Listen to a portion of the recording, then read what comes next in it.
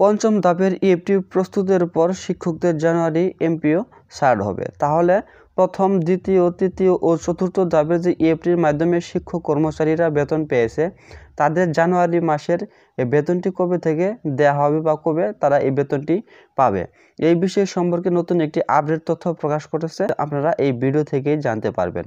তাই বলবো ভিডিওটি সম্পূর্ণ দেখতে থাকুন। চলুন তাহলে কথা না বাড়িয়ে আমরা মূল ভিডিওতে চলে আসি।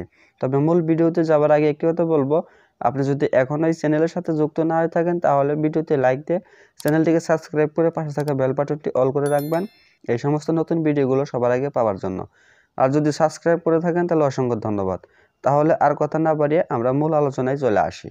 এই বিষয় সম্পর্কে তারা বলেছে যে এমপিভুক্ত শিক্ষকদের আইবাস double plus software electronics fund transfer EFT বেতন ভাতা দেওয়ার উদ্যোগের পঞ্চম ধাপের কার্যক্রম চলছে।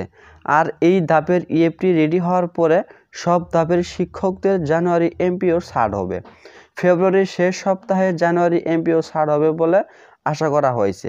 এই পর্যন্ত মোট 3,60,000-এর বেশি শিক্ষকদের ইএফটির মাধ্যমে বেতন ভাতা দেওয়া হয়েছে।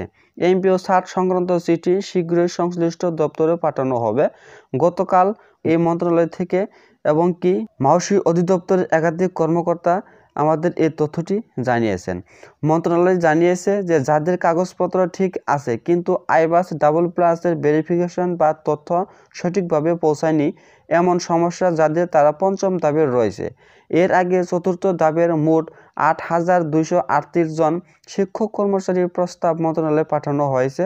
তাদের মধ্যে স্কুলের সংখ্যা রয়েছে 6,380 জন এবং কলেজের সংখ্যা রয়েছে 1,858 জন। তাহলে আমরা বুঝতে পারলাম যে প্রথম থেকে শুরু করে চতুর্থ ধাপ পর্যন্ত যে সকল শিক্ষক কর্মচারীরা ইএফটির মাধ্যমে বেতন পেয়েছে ডিসেম্বর মাসের তাদের জানুয়ারি বেতনটি দেওয়া হবে ফেব্রুয়ারির শেষের দিকে এবং কি পঞ্চম ধাপের কার্যক্রম শুরু করেছে সেই কার্যক্রম শেষ হওয়ার পরেই সকল ধাপের শিক্ষক কর্মচারীদের জানুয়ারি মাসের বেতনটি ফেব্রুয়ারির শেষের দিকে দেওয়া হবে। এই ছিল আজকের মতো ভিডিওটি সম্পূর্ণ দেখার জন্য সকলকে ধন্যবাদ।